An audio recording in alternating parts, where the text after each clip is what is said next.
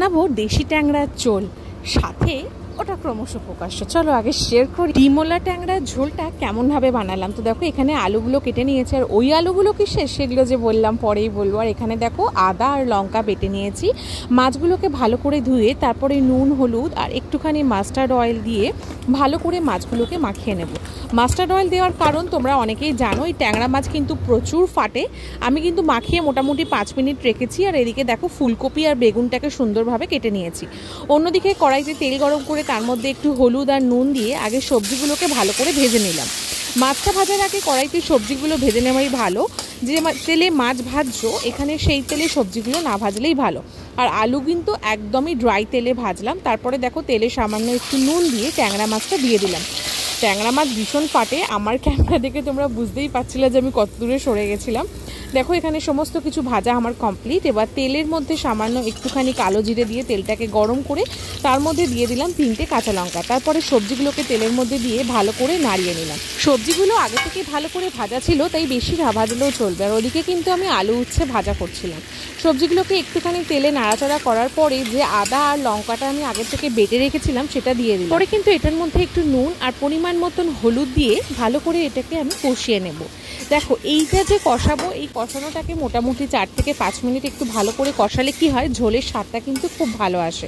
আর এমনিও মাছটা জ্যান্ত মাছের ঝোলের স্বাদ এমনিই ভালো হয়। একটুখানি কষানোর পরে যখন দেখলাম তেল ছাড়তে শুরু করেছে, তখন আমি কাঁচের গ্লাসে 2 গ্লাস জল দিয়ে ঝোলটাকে ভালো করে ফুটিয়ে নিলাম।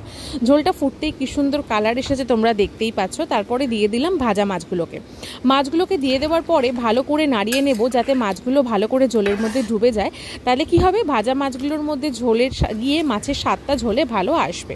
দেখো আমি মোটামুটি 10 মিনিট রাখার পরে তারপরে ঝোলের ওপর থেকে দিয়ে দিলাম একটু ধনেপাতা আর সামান্য একটুখানি মাস্টার্ড অয়েল দিয়ে আর একটুখানি নাড়িয়ে মোটামুটি 5 মিনিট রাখলাম। তারপরে দেখো আমার মাছের ঝোল কিন্তু রেডি।